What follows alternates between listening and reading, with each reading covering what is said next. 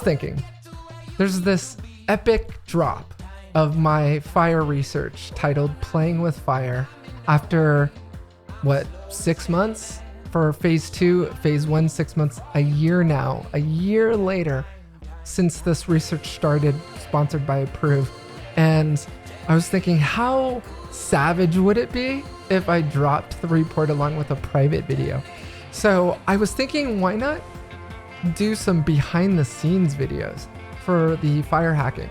One of the things that I've found in this research, well, just any research in general, is it's really difficult to dump a lot of screenshots from these exploits into a report. It's really tough to figure out how to blur out the sensitive fields, especially when you're dealing with real patient data.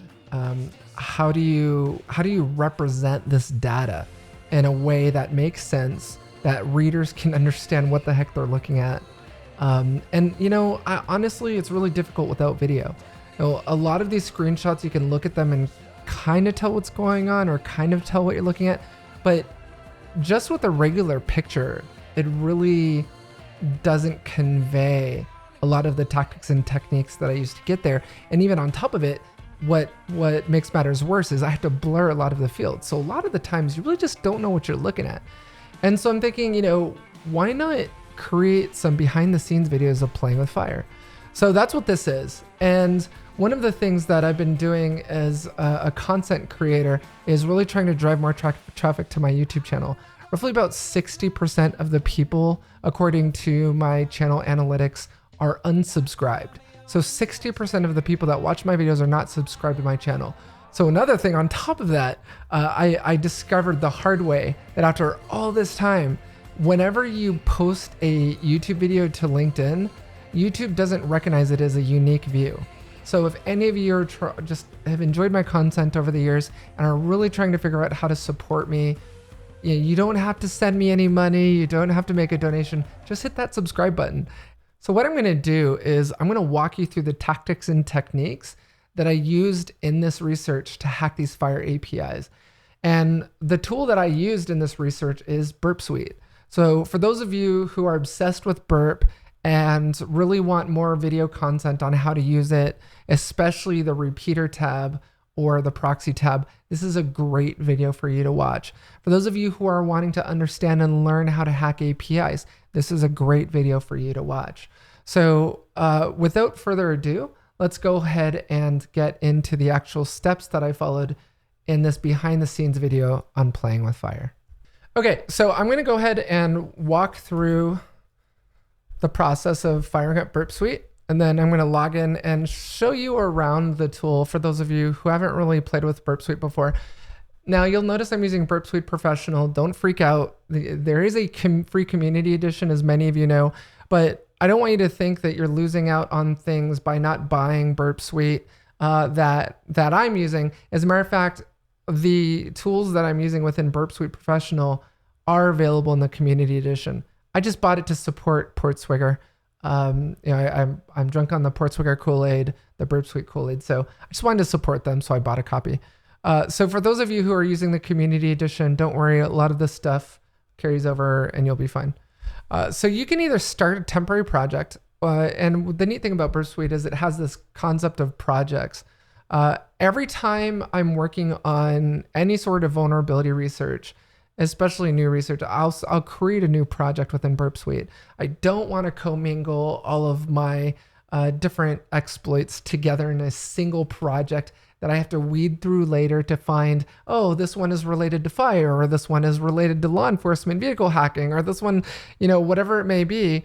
I don't want to have to fish through a single big project for that.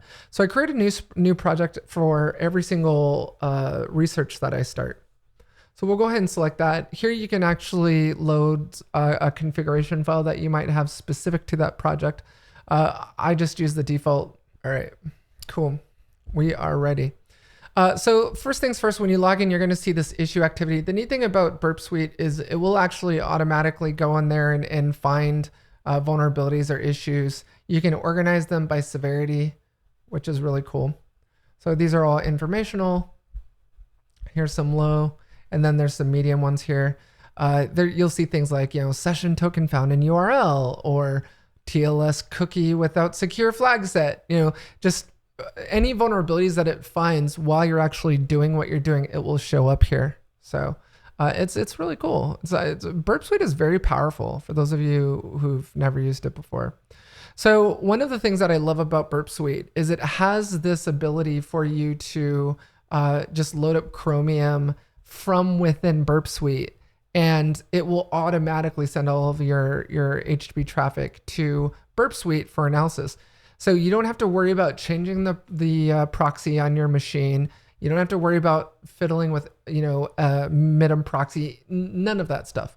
You just go right in here, especially if you're attacking a web app or an API in my case. Why make it hard for myself? I have a tendency to over-engineer everything as it is. So, just trying to keep it simple at this stage of my life. I'm just all about simple, quick, and fast. So I clicked the open browser button. It will automatically load Chromium for me, which again is a time saver. Turn off interception. You want to make sure that's off. Otherwise, if it's on, it's going to sit there and ask you to confirm every single packet. So I'm going to go ahead and hit one of the FHIR APIs that I found the most critical vulnerability in. So if anything looks blurry, it's not your monitor, it's not the resolution, it's just me trying to protect sensitive data. So let's get started. All right, so there's two types of APIs that you'll see me hitting in my research. The first one are what I refer to as mobile APIs, where I'm using a mobile app running on my phone and it's communicating with the backend API, right? Very simple, obvious. When you're dealing with attacking a mobile API, you have to go into your phone settings, set your proxy to the machine, your local machine that's running MIDM proxy or running Burp Suite. Once you set that proxy, if there's no certificate pinning implemented, which I rarely come across, I rarely find an app that has implemented certificate pinning. It's horrible. It's shameful. Developers, you need to do better. But it's very rare to run into an app where there's certificate pinning implemented. It allows you to perform what I like to call woman in the middle attack, WIDM, or for many of you, man in the middle attack, for many of you, woman in the middle attack, whatever, person in the middle. Okay, let's be gender neutral here. You really don't want anyone inserting themselves between legitimate app and backend API endpoint and capturing that traffic and decrypting it because they're presenting certificates to both ends of the conversation. So implement certificate pinning. I rarely run across it, which is not good. So it's a very simple, very easy thing to do, or look for an API security solution that implements an easy way to manage certificate pinning.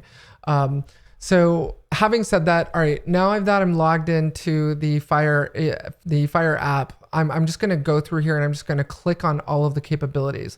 Now that I know that all these packets are going inserted directly into Burp Suite, into the proxy tab, I'm just flipping through here: medications, conditions, allergies, immunization, observations, family history, procedures, prescriptions, care plans, goals. I'm going to click on my profile photo. I'm going to click on the bell icon here. I'm clicking on all of these capabilities for this particular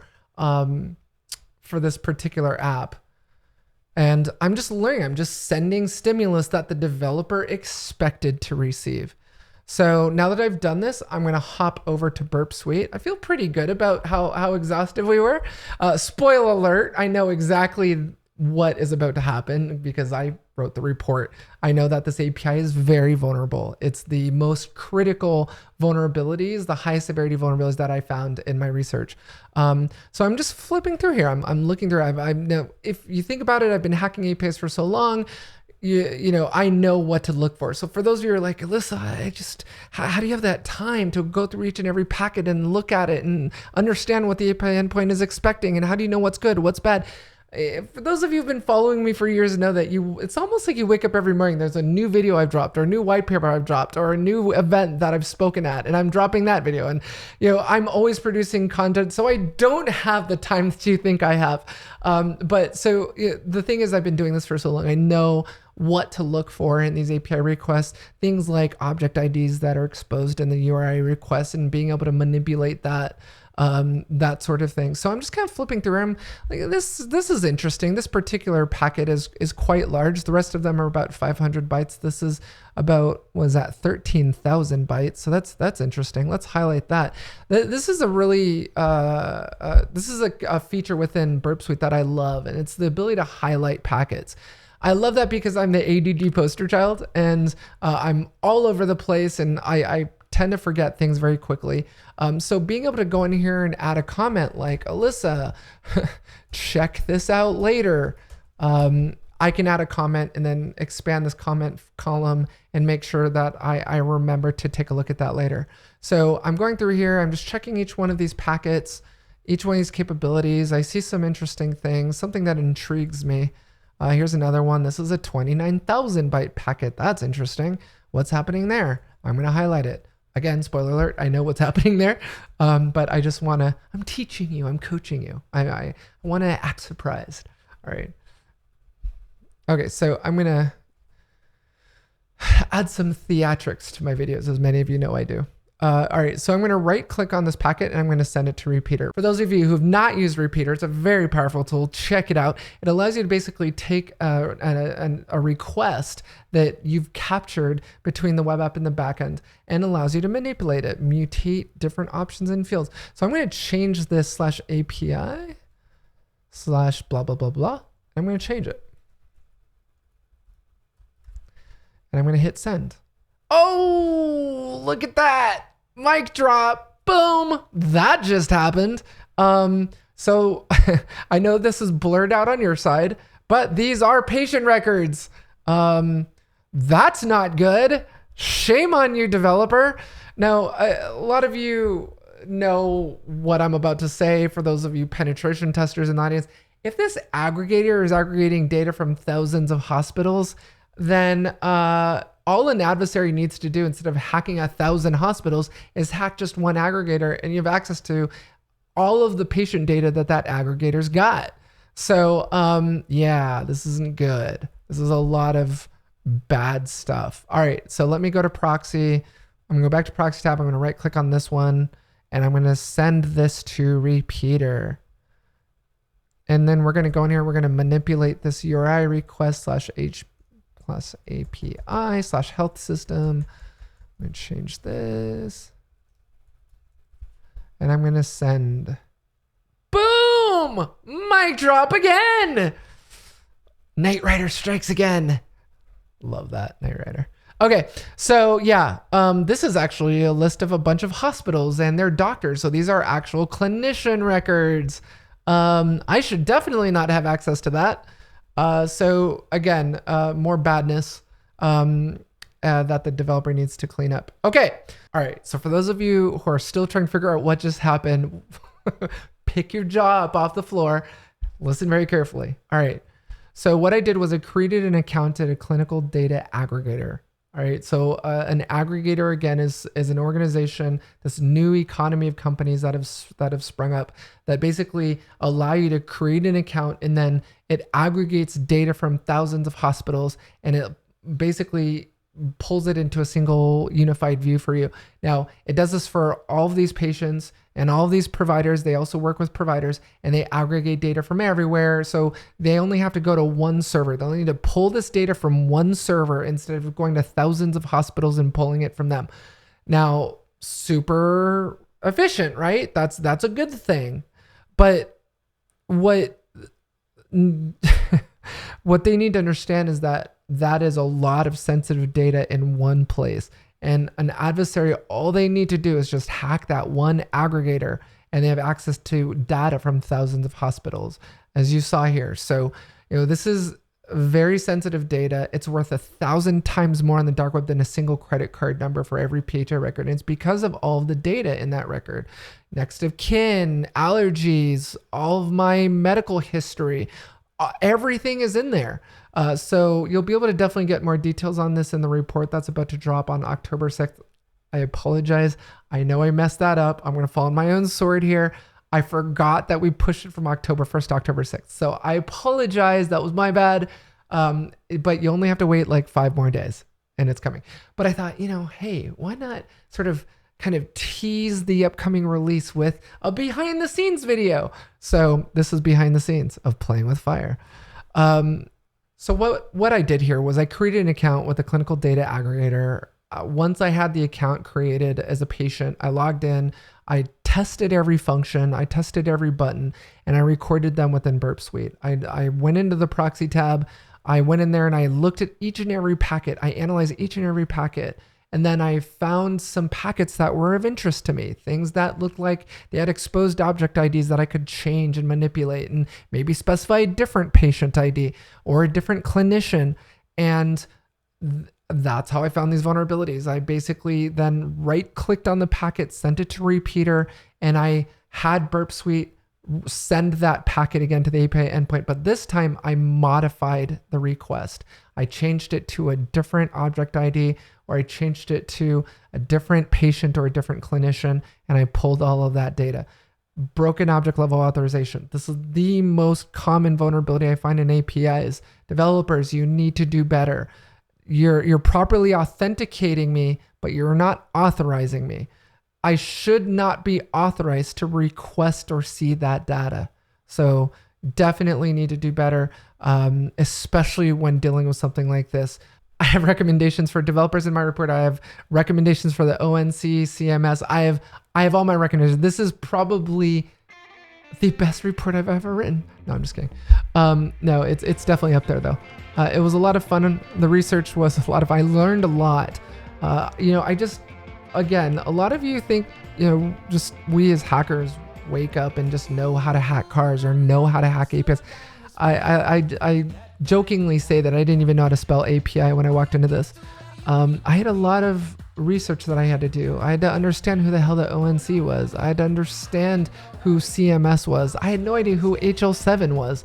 All of this I had to learn. And for those of you who are continuing to develop your craft as hackers, as penetration testers, the best advice that I can give you and impart on you from my 21 years of experience is this. The more effective you become at sitting down and reading and learning about what you're targeting, the more effective you will become at hacking it. That's really the best advice I can give you is, over the years, I've just learned that hacking really, there's nothing more fancy or secret to it than just learning whatever it is you're targeting. When I'm start new vulnerability research, like whether it's hacking a connected train or hacking a connected car or hacking an API, I research it. I want to understand the history of it. I want to understand how it ticks. I want to understand what it's made of. What are the components? How do they talk? Understanding how it works is the best and most effective way you can figure out how to break it. Remember, what can be made by humans can be broken by humans. And with that, that's behind the scenes on playing with FHIR. So I want to thank all of you again. As an influencer, as a content creator, I'm nothing without my fan base, without my followers. So for those of you who are looking to figure out how do you support content creators, how can you best support influencers, subscribe to our channels, watch our videos, watch them all the way through, because we actually get dinged with the algorithms if you stop watching in the middle of the video. But watch our videos, subscribe to our channels, hit that bell icon. That's the best way you can support me. So thank you so much. I'm really excited. This has been a year of my life. This is a truly momentous opportunity to have learned something new and something so critical that affects all of us at a very visceral level, which is our health. So it was a lot of fun. I really enjoyed the research, and I want to thank all of you for reading it, for watching this video. So definitely keep an eye out for the report. It will be dropping on October 6th. I promise that's the actual date this time. Thank you for watching this video. Take care of yourselves and each other.